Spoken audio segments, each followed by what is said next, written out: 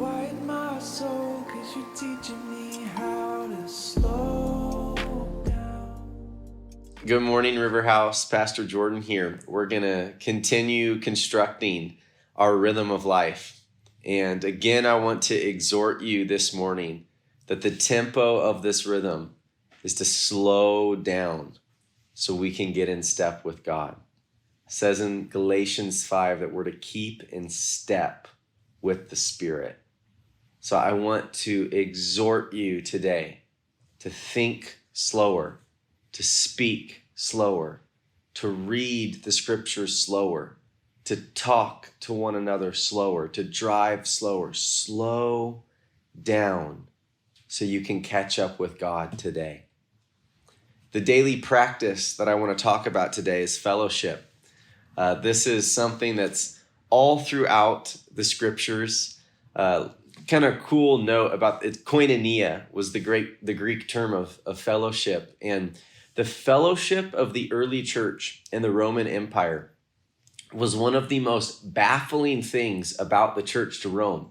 They could not understand why people that were rich politicians would have peasants into their homes. They could not understand why these people that had no reason to love one another and be connected were being connected. It was breaking every societal code, stigma. It was just eradicating it. And the Romans could not figure out the fellowship. It was baffling to Rome. And so we as the church are called to embody lives of fellowship, which is intimate connection. This is part of being family, a family of blood, but also of spirit, even more so of spirit, right? So I want to call you to a daily practice of fellowship, right? And again, this is something, it's important to look at these practices like garden boxes, right? Because we think sometimes like fellowship, well, that should be organic. You know, if it's going to be real connection, it should just naturally happen.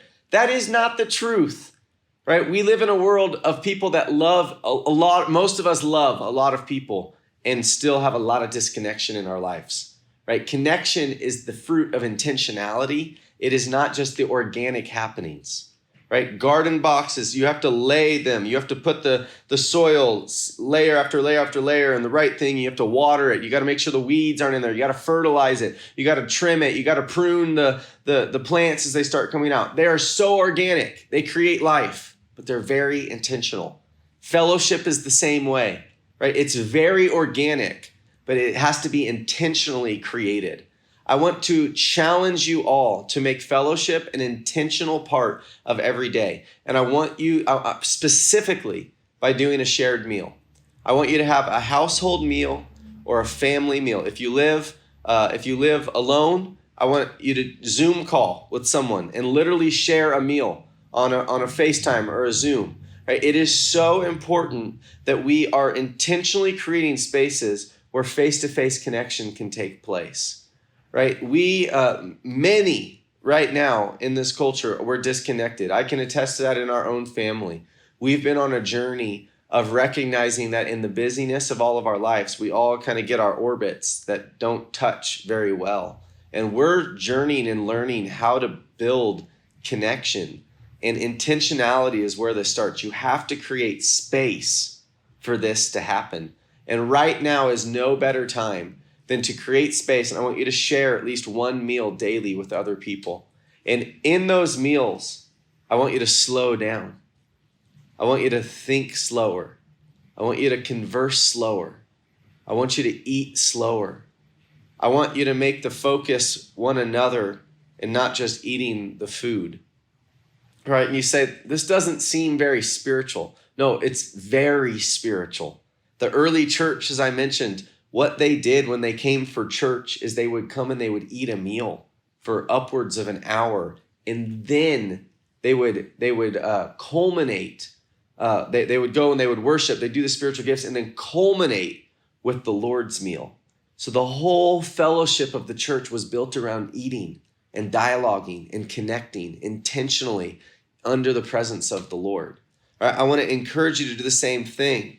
Right, in John 21, I love this. Jesus appears to the disciples on the Sea of Galilee as they're out fishing. Peter puts on his garment. He swims a couple hundred yards to see Jesus.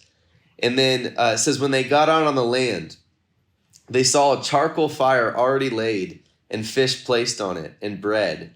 And Jesus said to them, "Bring some of the fish which you have now caught." Simon Peter went and drew the net to the land full of large fish, 153. And Jesus said to them, "Come and eat breakfast with me." Come and eat breakfast with me. You would think that Jesus would have something much more spiritual to be doing. He just rose from the dead. But he makes a fire and cooks breakfast for his disciples because he so values fellowship.